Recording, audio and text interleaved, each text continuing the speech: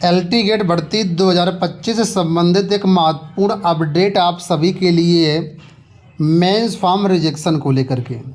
आप लोग जानते हैं एलटी गेट का रिजल्ट जारी होके आप लोगों ने मेंस फॉर्म भर दिया है।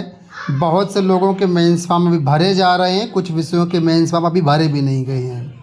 तो ये वीडियो सभी के लिए है। आपने मेंस फॉर्म भर दिया है या भरने जा रहे हैं या किसी भी तरीके से अगर आप एलटी गेट से संबंधित हैं तो ये न्यूज़ आप देखिए।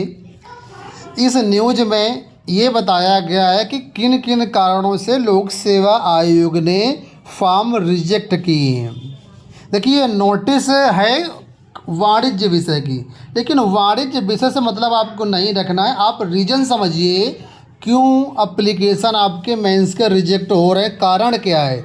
कहीं ये गलती आपने तो नहीं किया है या आप करने तो नहीं जा रहे हैं, ये समझना बहुत ज़रूरी है। आप विषय छोड़ दीजिए। बाकी जो कॉमर्स वाले हैं वो लोग देख लें कि जिन छात्रों के यहाँ पर रिजेक्ट हुए हैं उनकी सूची दे दी गई है। तो ऐसी सूची सभी विषयों की आएगी, ठीक है। और इस नोटिस के माध्यम से ये लोक सेवा आयोग ने बताया है कि इतने फॉर्म हमने रिजेक्ट किए हैं, इन छात्रों के फॉर्म रिजेक्ट किए हैं और क्यों रिजेक्ट किए हैं। और अभी भी मौका है, एक मौका लोक सेवा आयोग ने दिया है जिन छात्रों के फॉर्म रिजेक्ट किए हैं। तो अगर वो सुधारना चाहते हैं मौका, उनके पास एक प्रयास है, अभी ट्राई कर सकते हैं। तो सारी जानकारी इस वीडियो में बताऊंगा। सभी छात्र ये वीडियो ध्यान से अंत तक देखें। तो यहाँ पर फिलहाल अभ्यर्थन निरस्त करने का कारण बताया गया है। तो देखिए, एक प्रमुख कारणों में से एक कारण ये है जो कि मैं हाईलाइट कर रहा हूँ यहाँ पर।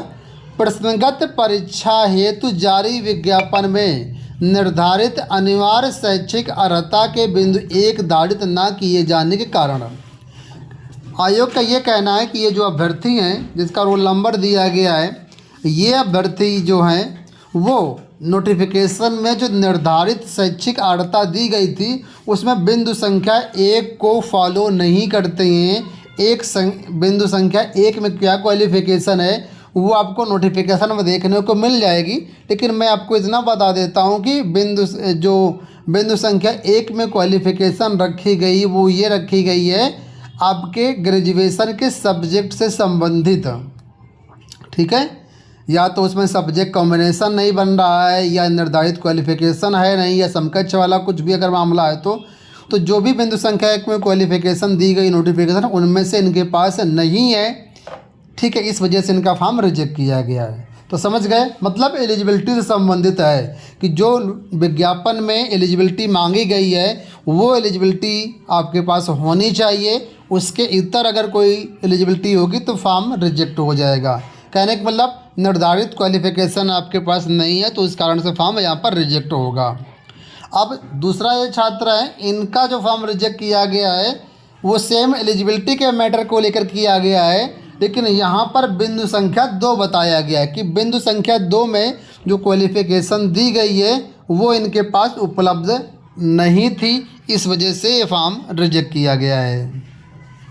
तो समझ गए, बिंदु संख्या 2 जहाँ तक मुझे लग रहा है ये ट्रेनिंग सर्टिफिकेट को लेकर के है, क्योंकि एलटी गेट भर्ती में बीएड मांगा गया था। अब हो सकता है कुछ छात्रों ने बीएड की जगह बीटीसी लगा दिया होगा तो इस वजह से फॉर्म रिजेक्ट किया गया, कोई अन्य क्वालिफ़िकेशन लगा दिया होगा तो इस वजह से फॉर्म रिजेक्ट किया गया है। समझ गए।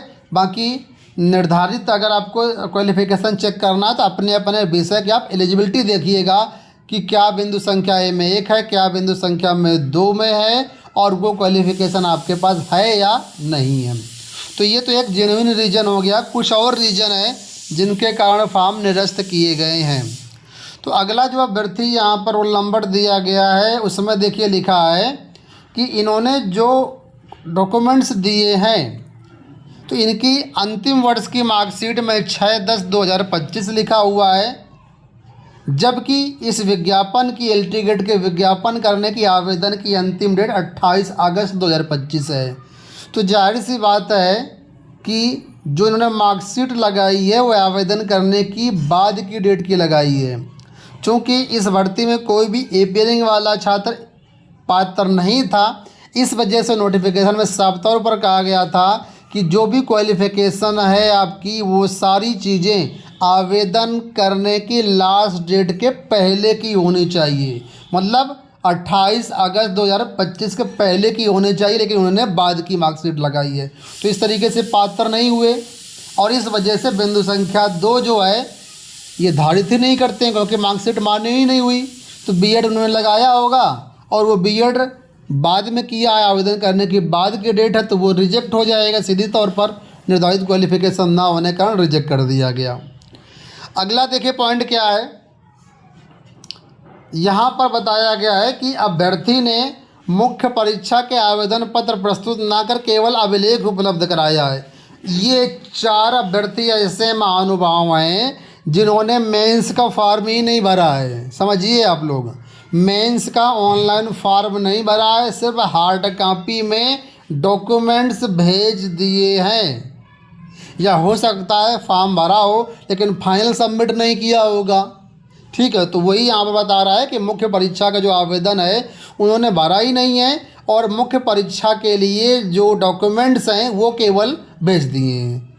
तो इस तरीके से निर्धारित तारीख तक मेंस फॉर्म ना भरने के कारण प्रस्तर 3 में प्रस्तर 1 के तहत बिंदु 6 के तहत इनका फॉर्म रिजेक्ट हो गया है।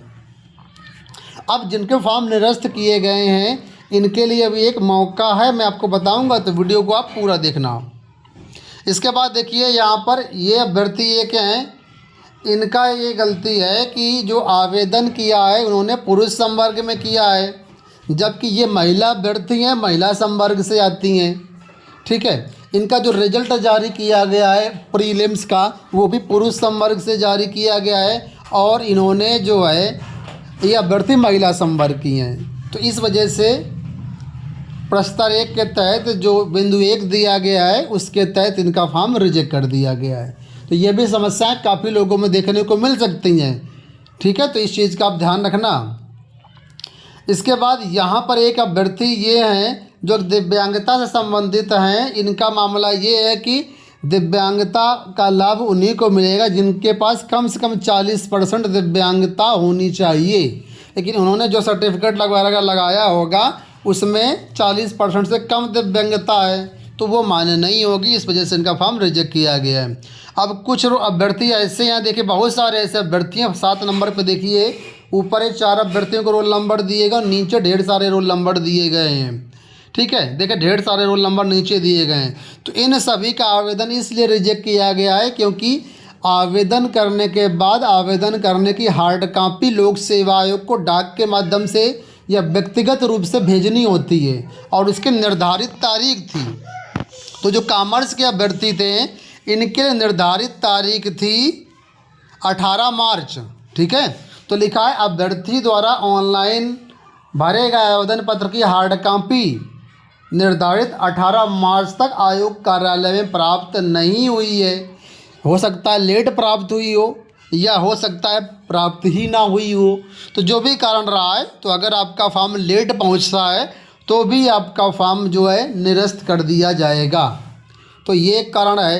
अंतिम में देखिए यहाँ पर ये भी DFF से संबंधित एक एप्लीकेशन है जिसमें बताया गया है कि इन्होंने जो भी सर्टिफिकेट लगाया है DFF का वो मान्य नहीं है, DF श्रेणी के अंतर्गत नहीं, मतलब रिजर्वेशन दे होगा, तो इस वजह से रिजेक्ट कर दिया गया है। तो कुल मिलाकर के 8 अलग अलग रीजन हैं जिनकी वजह से फॉर्म रिजेक्ट किए गए हैं। तो आप भी किसी भी विषय से संबंधित हैं तो ये रीजन आपके ऊपर भी लागू हो सकते हैं। तो इस वीडियो को देखने के बाद आप जो है सारी चीज़ों को फॉलो करिएगा, समय से अपना फॉर्म लोक सेवा आयोग में जमा करिएगा।